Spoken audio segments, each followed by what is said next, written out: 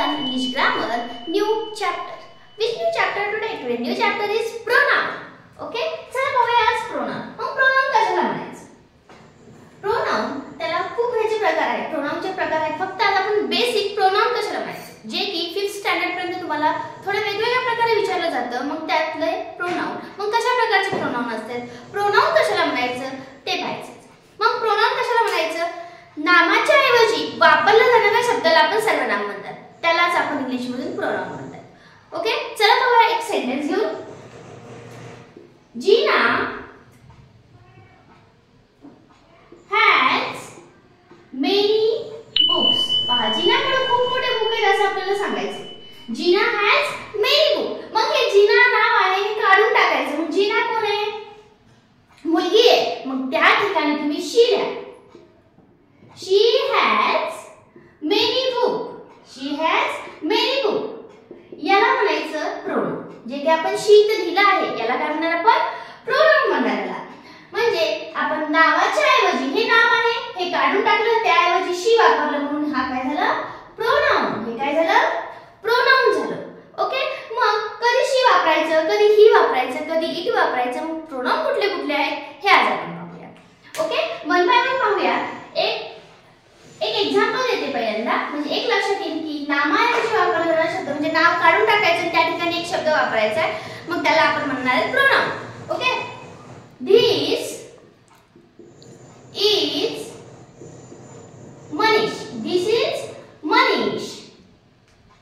Dash is my friend. आता पहा one by one आपण करूया. मनीष आहे boy. Okay, this is Manish. हा मनीष आहे, तो मनीष आहे आणि तो कोण आहे? माझा मित्र आहे. मग इथे काय करायचं? ही वापरायचं, शी वापरायचं, ते इट वापरायचं. तर जर मुलगा असेल तर आपण ही वापरायचं किंवा आपण म्हणतो मस्क्युलर जेंडर. ओके, म्हणजे पुल्लिंग असेल तर काय वापरणार? आपण स्त्री. मुलगा असो जेंट्स असो त्याला आपण शी वापरणार. मग मुलगी असेल तर काय करायचं? मुलगी असेल तर शी वापरायचं. मुलगी असेल तर काय वापरणार? शी वापर. मग इट कधी वापरायचं? इट आपण नेहमी प्राण्यांसाठी वापरतो. इट कशासाठी वापरतो आपण? प्राण्यांसाठी वापरतो. मग पाहूया वन बाय वन. आता इथं कोण आहे? मग मनीष आहे. मनीष कोण आहे? मनीष कोण आहे?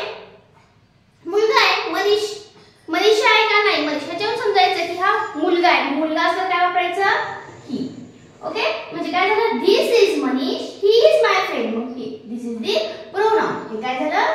प्रोनाउन. ओके, बघूया आता नेक्स्ट. आता एखादा एनिमल असेल तर काय करायचं? This is my cat. This is my cat. आता इथे डॅश करते इथे आपल्याला प्रोनाउन्स लिहायचे कारण कॅटच्या ऐवजी आपल्याला काय लिहायचं? प्रोनाउन लिहायचे. दिस इज माय कॅट आणि डॅश इज किंवा कॅट इज. इथे कॅट लिहिते suppose. Cat is very naughty. आणि ही कशी आहे? खूप खोडकर आहे ही कोण? कॅट. ओके, मग आता हे कॅट काढून टाकायचं. या ठिकाणी काय लिहायचं? ही, शी, इट. मग मी मगाशी सांगितलं होतं प्राणी असेल तर काय करायचं आपल्याला? इट वापरायचं. काय लिहायचं आपण? इट. मग इथं काय येणार आहे? इट. पहा, this is my cat, cat is very naughty असं म्हणलं तर मग सारखं सारखं नाऊन आपण वापरत नाहीत. नामाऐवजी एखादा शब्द वापरतो. जसं की ही माझी मैत्रीण आहे, ती खूप छान डान्स करते, ती आमच्या घरी येते, आम्ही मिळून खेळतो. मग नेहमी असं म्हणतो का? चांगली Sheetal is my best friend, Sheetal is coming in my home. प्रत्येक गोष्ट आपण शीतल शीतल शीतल लावतो का? नाही. त्या ठिकाणी आपण शब्द वापरतो. ती अशी आहे, ती तशी आहे, आम्ही असं केलं त्यांनी तसं केलं असं म्हणतो. मग त्यालाच म्हणायचं प्रोनाउन. त्याला काय म्हणायचं? प्रोनाउन. मग इथं काय वापरलं मी? इट. इट का वापरलं? Because of animal is there. Okay, प्राणी असेल तर इट वापरा, मुलगा असेल तर ही वापरा. ओके, पुल्लिंग असेल तर ही वापरायचं आणि स्त्रीलिंग असेल तर शी वापरायचं. आता आपण मग एवढंच आहेत का? ही, शी, इट, दे एवढंच. मग ते असेल तर दे वापरा. दे असेल तर काय करायचं? दे वापरायचं. सपोज आता एखादी वस्तू असेल, पेन असेल, मग काय करायचं? मी प्राण्यांसाठी सांगितलं, पुल्लिंग स्त्रीलिंग साठी सांगितलं. मग पेन. आता सपोज मी लिहिते द पेन. आता ह्याला काय करायचं? नाउनच्या ऐवजी तुम्हाला प्रोनाउन टाकायचंय आणि सेंटेन्सला बनवायचं. द पेन राइट्स वेल. आता ह्या पेनच्या ऐवजी आपल्याला काय वापरावं लागणार आहे? प्रोनाउन वापरायचं. मग कुठलं वापरायचं? ही, शी, इट. नाही. निर्जीव वस्तू इटच वापरतो. इट राईट्स वेल. या पद्धतीने म्हणजे आपण इथं पण नाव काढलं तर काय वापरू शकतो, म्हणजे प्राणी असेल तरी इट वापरायचं आणि निर्जीव वस्तू असेल तरी इट वापरायचं. ओके. मग ही, शी आणि इट एवढेच प्रोनाउन आहेत का? नाही, प्रोनाउन खूप आहेत. दे आहे, यू आहे, यू असेल तू, दे असतील, वी आहे, हे पण प्रोनाउनच आहेत. मग झालं एवढंच आहेत का? अजून नाही, प्रोनाउन खूप जास्त आहेत. मग कुठले कुठले? चला मग यामध्येच प्रोनाउन कुठले असतात त्यातले सिंपल, जो की प्री प्रायमरी सेक्शन म्हणजे आपण तुम्ही 5वी 6वी पर्यंत तुम्हाला समजतील या पद्धतीनेच घेऊया आपण. ओके. जास्त ब्रॉड नाही जायचं आपल्याला, हळूहळू जाऊया. मग सपोज सब्जेक्ट प्रोनाउन इथे सब्जेक्ट प्रोनाउन. इथे काय घेतलं मी? Subject pronoun. इथे देते ऑब्जेक्ट प्रोनाउन. Object pronoun. मग सब्जेक्ट प्रोनाउन काय आहे आणि ऑब्जेक्ट प्रोनाउन काय आहे? सब्जेक्ट, आता सपोज मगाशी आपण आय राहिलं होतं, आय घेतलं. मग आय जर सब्जेक्ट असेल तर ऑब्जेक्ट प्रोनाउन कसं असणार आहे? आय जर सब्जेक्ट प्रोनाउन असेल मग ऑब्जेक्ट प्रोनाउन कुठला असणार आहे? मी. मग हे ऑब्जेक्ट प्रोनाउन काय आहे? ऑब्जेक्ट प्रोनाउन काय आहे? चला सांगते. बरं अजून एक घेऊया. यू. यू असेल तर यूच राहतं. आय असेल तर काय झालं? मी. आता बघा, आय एम अ टीचर म्हणजे मी एक शिक्षिका आहे. मग आपल्याला हे कधी वापरायचं? Me. This is mine. Third person person आलं. माइन पण हेच आहे, कोण आहे? प्रोनाउन आहे. पण काय आलं पाहिजे? मी आलं पाहिजे. आपण हे मी कधी वापरतो? आयच्या जागीच वापरतो जेव्हा आपण एखादं सेंटेन्स सांगायचं झालं तर दिस इज माइन म्हणता येतं, ते थर्ड पर्सन झालं. This is mine. यूचं यूच होतं आणि आयचं होतं मी. म्हणजे आता सपोज तुम्हाला आयचं मीचे जास्त सेंटेन्स येणार नाहीये, एखादं दुसरं येते. हे कधी कधी तुम्हाला डायरेक्ट इनडायरेक्ट स्पीच मध्ये यूज करायला म्हणजे यूज करता येतं. आता सपोज तुम्हाला फॅमिलीवर एक्झाम्पल द्यायचं झालं तर हीचं काय होतं? हिम होतं. यूचं यूज होतं. मग काय एवढा फरक पडत म्हणजे समजून येतं आपल्याला. हीचं हिम झालं. आता हे कसं झालं बघा. ही म्हणजे काय? तो. आता हिम त्याला, ही इज माय फ्रेंड आणि हे काय?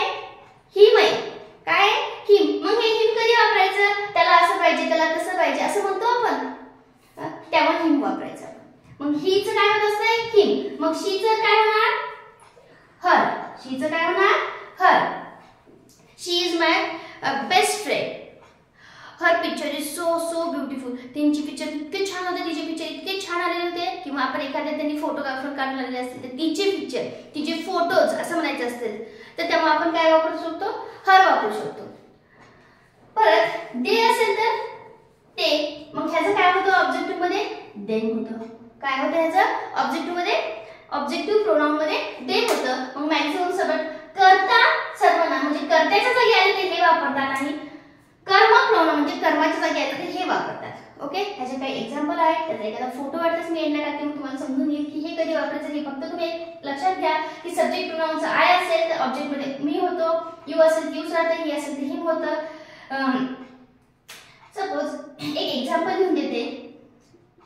Ram is my best friend. Ram is my best friend. His. आता हीज केलेली. His photos. Photos. His photo किंवा हीज बुक्स म्हणा.